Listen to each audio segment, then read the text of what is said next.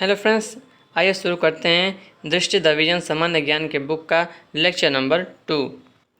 दोस्तों, पिछले वीडियो में लेक्चर नंबर 1 में हमने जो है पुरातात्विक स्रोत से पहले का पढ़ लिया है। ठीक है ना फ्रेंड्स, अगर आपने नहीं पढ़ा है तो ज़रूर पढ़ लीजिएगा, क्योंकि एक एक जो है मोस्ट इंपॉर्टेंट लाइंस लिखी हुई हैं। ठीक है ना दोस्तों, आइए पढ़ते हैं। यहाँ से पुरातात्विक स्रोत से हम पढ़ना शुरू करते हैं। ठीक है, तो फ्रेंड्स देखिए अभिलेख में क्या लिखा गया है कि सबसे प्राचीन अभिलेखों में मध्य एशिया के बोगज कोई से प्राप्त अभिलेख हैं। इस पर वैदिक देवता मित्र, वरुण, इंद्र और नासत्य के नाम मिलते हैं। इनसे ऋग्वेद की तिथि ज्ञात करने में मदद मिलती है।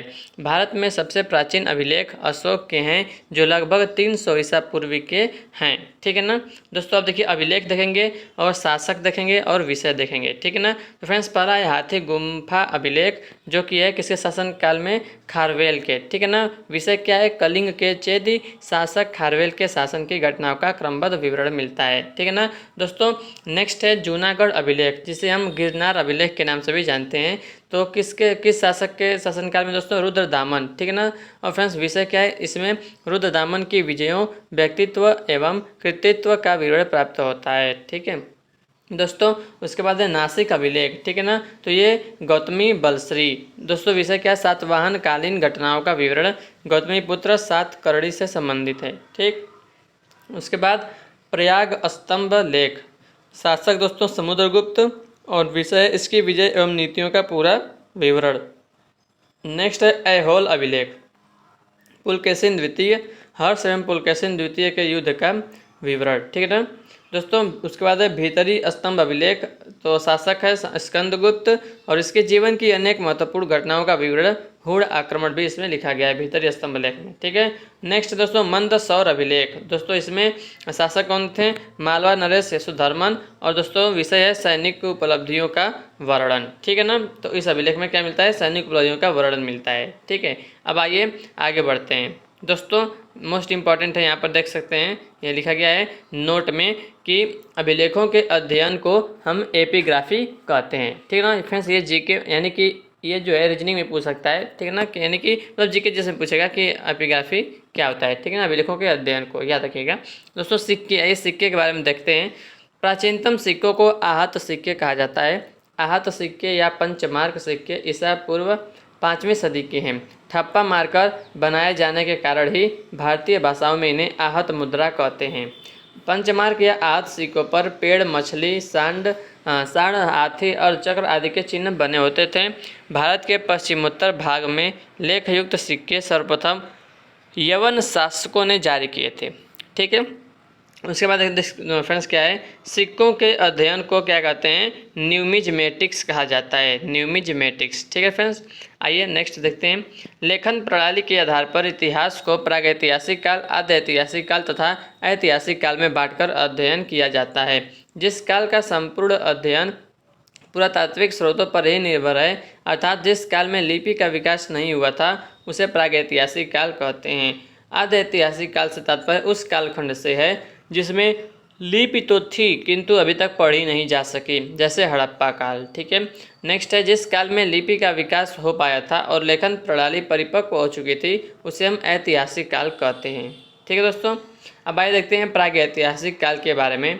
दोस्तों मानव सभ्यता के आरंभिक इतिहास को पूरा पाषाण काल, मध्य पाषाण काल तथा नव पाषाण काल के अंतर्गत विभाजित किया जाता है। ठीक है, पूरा पाषाण काल देखते हैं फ्रेंड्स, आरंभ से 10,000 ईसा पूर्व तक। ठीक है ना, आग का आविष्कार तथा होमोसेपियन ज्ञानी मानव का उदय इस काल की दो महत्वपूर्ण घटनाएं हैं। ठीक है, पूरा पाषाण कालीन स्थल भीमबेटका, रायसेन मध्य प्रदेश से अनेक चित्रित गुफाएं प्राप्त हुई हैं।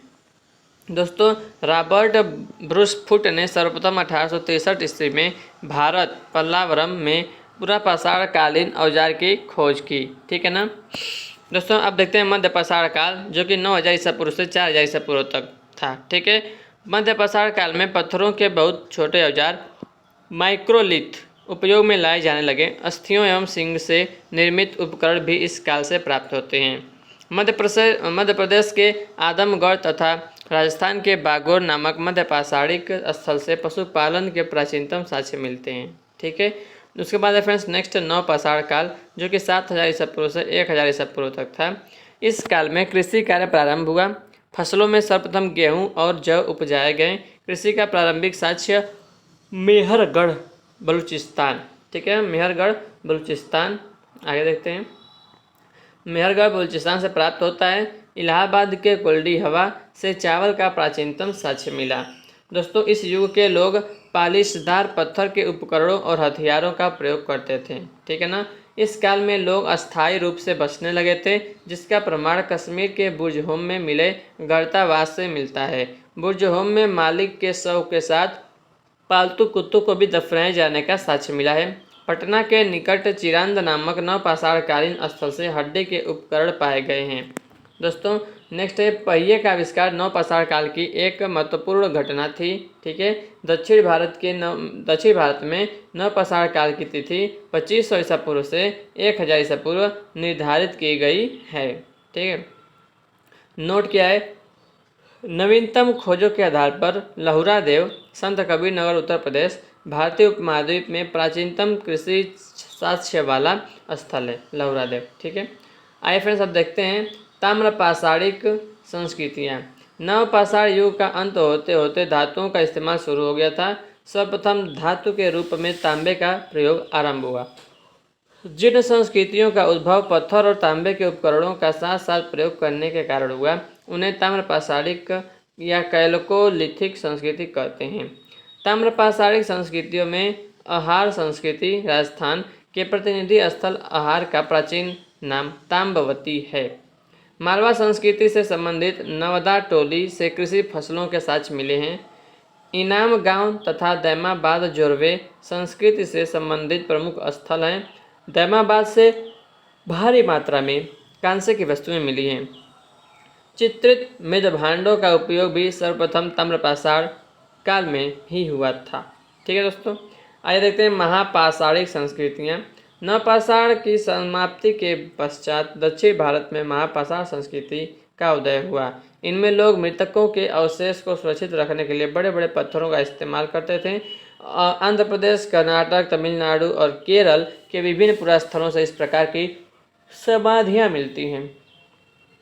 दोस्तों, अब देखेंगे हड़प्पा सभ्यता, जिसे हम सिंधु घाटी सभ्यता के नाम से भी जानते हैं। रेडियो कार्बन 14 जैसी नवीन विश्लेषण पद्धति के आधार पर सिंधु सभ्यता की सर्वमान्य तिथि 2500 ईसा पूर्व से 7500 ईसा पूर्व मानी गई है। यह नगरीकृत तथा कांस्य युगीन सभ्यता थी। हड़प्पा सभ्यता का विस्तार उत्तर में मांडा, जम्मू कश्मीर चिनाब नदी, और दक्षिण में दैमाबाद, महाराष्ट्र प्रवरा नदी, और पूर्व में आलमगीरपुर मेरठ हिंड नदी, ठीक है ना, तथा पश्चिम में सुतका गेंडोर बलूचिस्तान दस्क नदी तक था, ठीक है ना। स्वतंत्रता प्राप्ति के पश्चात हड़प्पा सभ्यता के सर्वाधिक स्थल गुजरात में खोजे गए हैं। दोस्तों, अब हम देखेंगे नगर निर्माण योजना, ठीक है। सिंधु घाटी की प्रमुख विशेषता इसकी नगर निर्माण योजना है। नगर ग्रिड पद्धति पर बसे थे तथा सड़कें एक दूसरे को समकोण पर काटते थीं। दोस्तों, धौलावीरा एक ऐसा नगर था जो 3 भागों में विभाजित था: दुर्ग, मध्यम नगर और निचला नगर। कालीबंगा का अर्थ है काले रंग की चूड़ियाँ। कालीबंगा एकमात्र हड़प्पाकालीन स्थल था जिसका निचला शहर भी दीवार से घिरा हुआ है। कालीबंगा से अलंकृत ईंट तथा लकड़ी की नाली के साक्ष्य मिले हैं। चंदुदड़ो एकमात्र ऐसा स्थल है जहाँ से वक्राकार ईंटें मिली हैं, परंतु यहाँ किलेबंदी के साक्ष्य नहीं मिले हैं। मोहनजोदड़ो से विशाल स्नानागार प्राप्त हुआ है जिसका उपयोग संभवतः धार्मिक अनुष्ठान के लिए किया जाता था। स्नानागार का जलाशय 11.88 मीटर लंबा, 7.01 मीटर चौड़ा और 2.43 मीटर गहरा है। मोहनजोदड़ो की सबसे बड़ी इमारत है अन्न कोठार। सिंधु सभ्यता के नगरों में किसी मंदिर के अवशेष नहीं मिले हैं, ठीक है। अब देखते हैं फ्रेंड्स, आर्थिक क्रियाकलाप। सिंधु सभ्यता में कृषि संगठित रूप से की जाती थी तथा अधिशेष उत्पादन होता था। यहाँ गेहूँ, जौ, कपास इत्यादि की खेती होती थी। कालीबंगा से जुते हुए खेत तथा हल की प्रतिकृति के साक्ष्य प्राप्त हुए हैं। सबसे पहले कपास पैदा करने का श्रेय सिंधु सभ्यता के लोगों को है। लोथल एवं रंगपुर से धान की भूसी का साक्ष्य मिला है। यद्यपि हड़प्पा संस्कृति कांस्य युगीन संस्कृति थी, तथापि अधिकांश औजार पत्थर से ही बनते थे।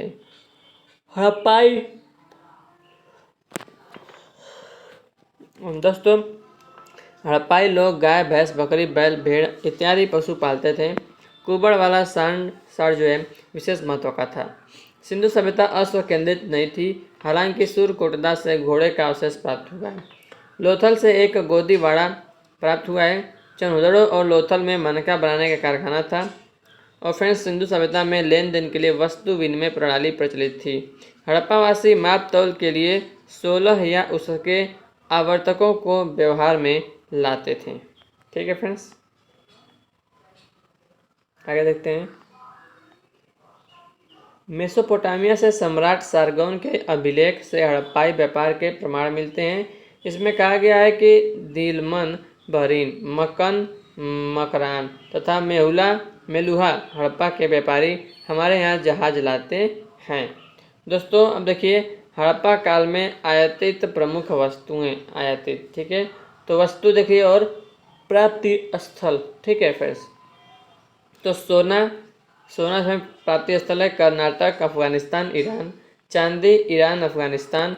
लाजवर्द बदख्शां, अफगानिस्तान। गोमेद सौराष्ट्र। सेल खड़ी बलूचिस्तान, राजस्थान। तांबा खेतड़ी, राजस्थान, ओमान और बलूचिस्तान। टिन ईरान और अफगानिस्तान। ठीक है फ्रेंड्स, तो इसको देख लीजिएगा। अब फिर उसके बाद देखते हैं सामाजिक और राजनीतिक जीवन।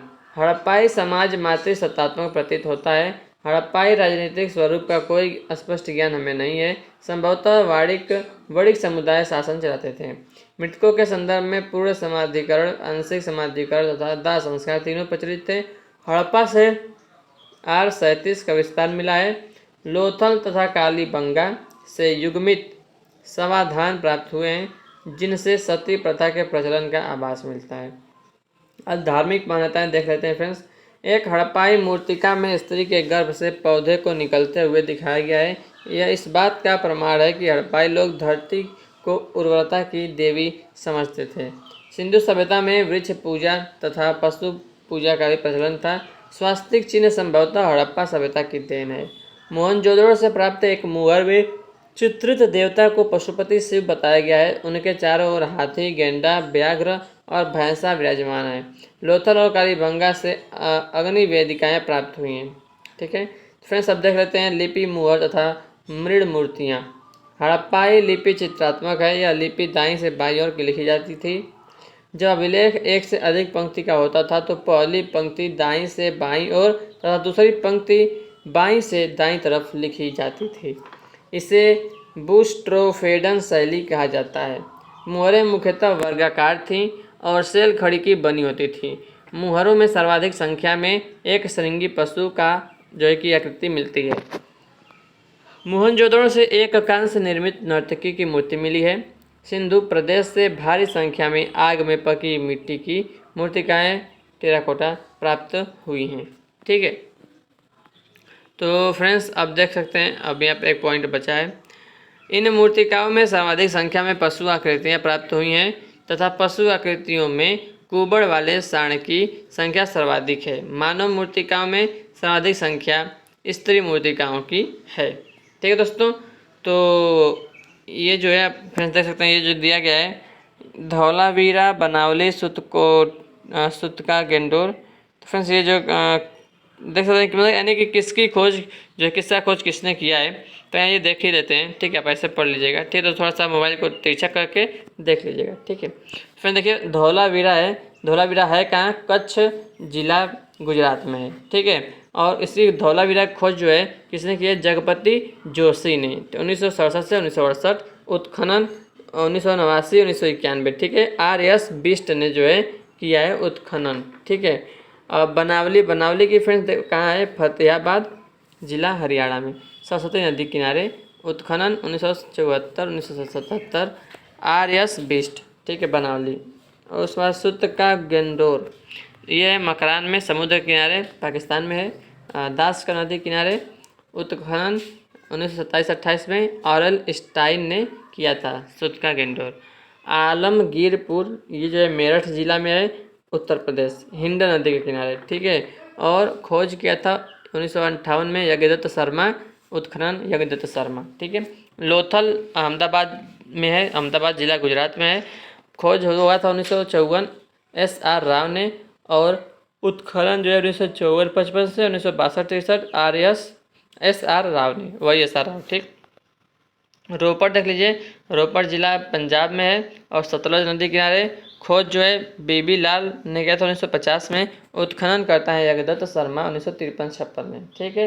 रंगपुर अहमदाबाद जिला गुजरात में, अहमदाबाद जिला में है और गुजरात में। ठीक है। और फ्रेंड्स प्रारंभिक खुदाई 1935 में माधव स्वरूप वत्स ने की, और बड़े स्तर पर उत्खनन 1953 से 56 तक SR राव ने किया। कालीबंगा दोस्तों हनुमानगढ़ जिला में है, राजस्थान, और घग्गर नदी किनारे है। उत्खनन 1961 से 69 और बीबी लाल और BK थापड़ ने किया था। चनहुदड़ों की खोज, चनहुदड़ कहाँ है? सिंध प्रांत में, पाकिस्तान में, सिंधु नदी किनारे। खोज जो है 1930-31 में NG मजूमदार। उत्खनन जो है वो 1935-36 में मैके में। मोहनजोदड़ो ये लड़काना जिला में है, सिंध प्रांत, पाकिस्तान, सिंधु नदी किनारे। खोज जो है रखालदास बनर्जी 1922 में। बाद में जॉन मार्शल के निर्देशन में बृहत स्तर पर उत्खनन 1925 से हुआ। ठीक है। हड़प्पा दोस्तों, हड़प्पा मोंटगोमरी जिला पाकिस्तान में है और रावी नदी किनारे। फ्रेंड्स, और 1826 में सर्वप्रथम चार्ल्स मैसन द्वारा हड़प्पा टीले का उल्लेख मिला, और कनिंघम द्वारा 1853 तथा 1873 में सर्वेक्षण। ठीक है। 1921 में दयाराम शाही द्वारा अन्वेषण तथा 1923-24 में उत्खनन हुआ। ठीक है दोस्तों, तो बस फ्रेंड्स इस वीडियो में बस इतना ही रहेगा। ठीक है ना। आगे देखिए क्या हमें पढ़ना है। अभी फ्रेंड्स देख सकते हैं ये 3 पॉइंट और देख लीजिए। वैदिक संस्कृति हम नेक्स्ट वीडियो में शुरू करेंगे। ठीक है। पिग्गट ने हड़प्पा एवं मोहनजोदड़ो को एक विस्तृत साम्राज्य की जुड़वा राजधानी कहा। सिंधु सभ्यता के लोग तलवार से परिचित नहीं थे। सिंधु सभ्यता के विनाश का संभवतः सबसे प्रभावी कारण बाढ़ था। ठीक है दोस्तों, तो आशा करते हैं फ्रेंड्स, अब देखिए नेक्स्ट वीडियो में हम जो है वैदिक संस्कृति को शुरू करेंगे। ठीक है ना। तो फ्रेंड्स आशा करते हैं कि आपको ये वीडियो पसंद आया होगा। वीडियो पसंद है वीडियो को लाइक करेगा, चैनल को नया चैनल को सब्सक्राइब करेगा। ठीक है friends, thanks for watching this video. जय हिंद, जय भारत, वंदे मातरम।